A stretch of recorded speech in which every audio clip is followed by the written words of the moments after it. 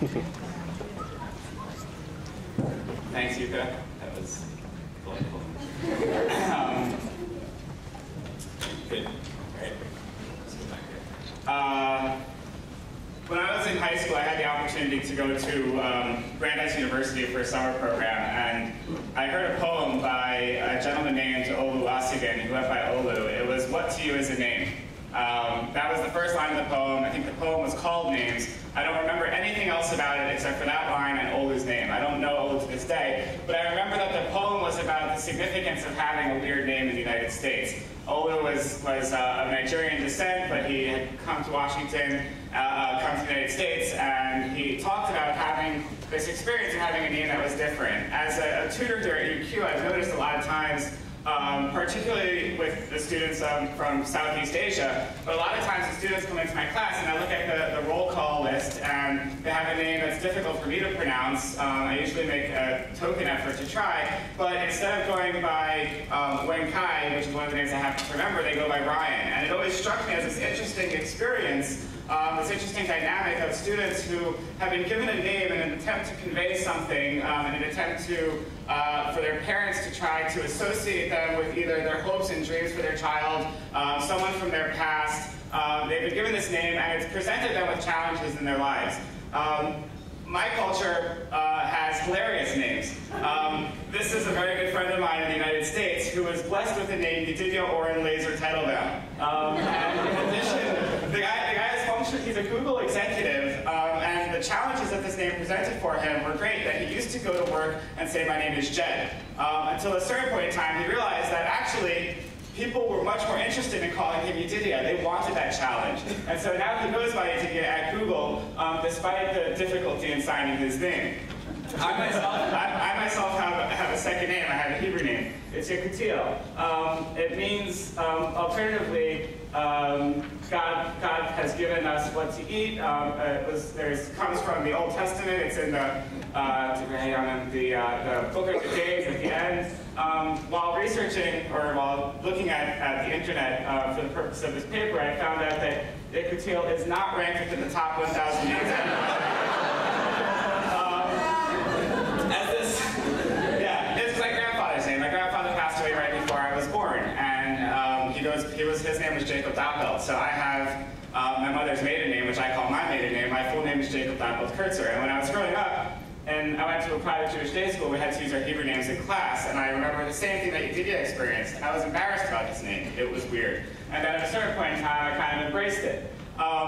As this seminar was ostensibly supposed to be about bridges, I'll just point out one bridge, something that I encounter every day. This bridge has multiple names. Some people call it the Eleanor Schonell Bridge, other people call it the bridge, some people call it the Dutton Park Bridge.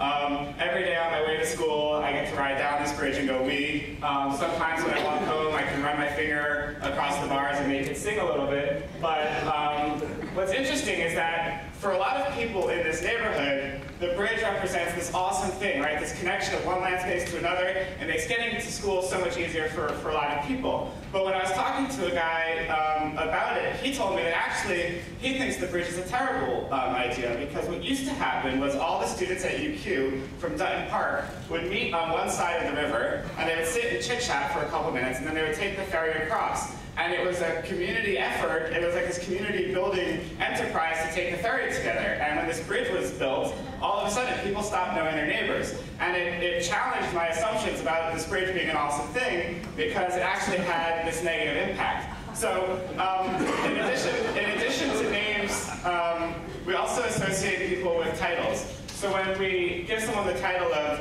doctor or soldier or Rotarian, those titles convey a certain perception, right? When you say doctor, you immediately, I tend to think of professors, or perhaps medical doctors. We think of soldier, we think of somebody in the field, but as somebody, I forget which one of my colleagues spoke about earlier today, we know that there's so much more to the surface. A Rotarian is not just a club member, they're also doctors and lawyers, engineers and architects, and that there's all these titles which sort of put people in a box, end up restricting our ability to think about people, to think about as individuals in complex ways. Why am I talking about this? On Wednesday at Merlot Coffee, I was chit-chatting with my housemate Sarah, who I'm thankful is here today, and I said, what should I talk about on Saturday? And she said, well, why don't you talk about refugees or IDPs? Refugees or IDPs, right? These titles that we assign to people who have been impacted by conflict or by natural disaster in some way or another. But if you take a look at the picture, right, is that a refugee or an IDP? Is that a refugee or an IDP?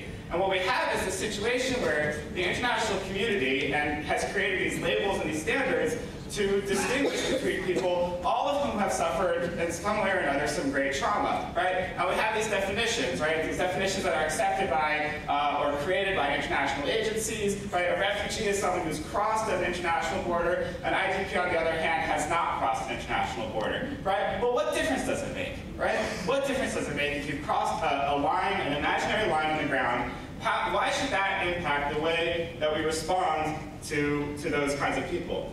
And furthermore, when we associate refugee and IDP with this notion of someone who has been a victim or has experienced great trauma, what we forget is that in addition to having experienced this great trauma, they're also people, right? And there are some really awesome people who have been refugees. Nadia Comaneci, how do you say her name? The Dalai Lama, a refugee.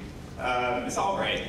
And my personal favorite, Albert Einstein, a great refugee. And these are people who, yes, they have the experience of suffering great trauma, but they also have much more complex lives about them. And there are millions of people, about 40 to 45 million people, who might not be brilliant astrophysics scientists, secretaries of state, Olympic athletes, or spiritual leaders, who are, in addition to being refugees, basic humans. Now, I learned a lot about refugees when I worked prior to coming to UQ with Refugees International. That doesn't look good on the blackboard. A nonprofit humanitarian advocacy organization in Washington, D.C. And I made the same mistake that I'm talking about today, of starting to talk about people as if they were a political term in the advocacy that I did every day, right? I would go into a congressman's office, I would go to the State Department and say, you have a responsibility to do this and that for that person because there's a convention that says so.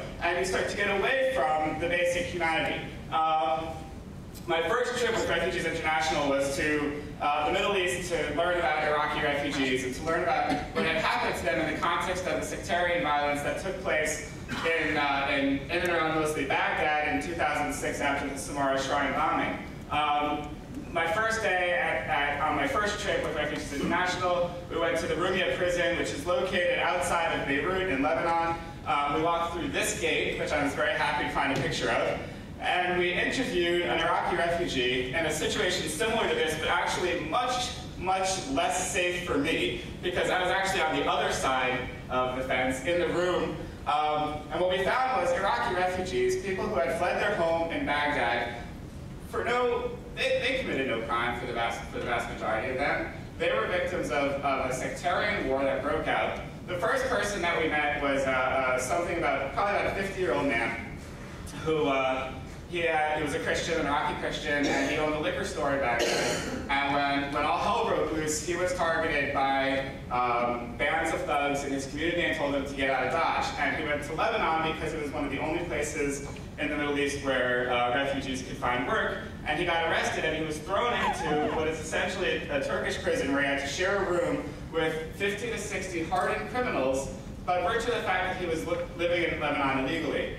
And what was interesting to me was, first of all, this wasn't some sort of Central Sudanese villager who was the perception of refugee that I had had prior to coming to Refugees International, or even maybe in my younger days. But even more striking was that the guy reminded me a lot of my father.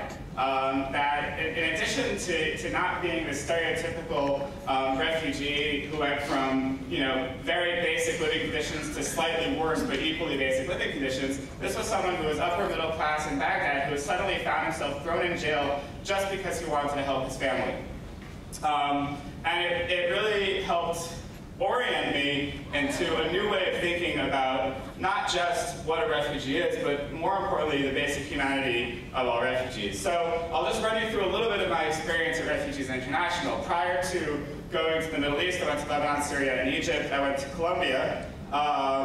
This is some beautiful scenes. This was a local villager, right? These are IDPs, not refugees. A local villager telling us about the trauma his community had experienced. We went to a town called Sanchez, which the people in my Rotary Club heard about a few weeks ago, has the weird distinction of being both a place where people were displaced from as IDPs by the FARC, the leftist guerrillas fighting against the government of Colombia. But then, when the fighting shifted to another part of Pasto, the people from Pasto fled to Sanchez. So it was both a place of displacement, and then it became a squatter village for the refugees from another part of Colombia.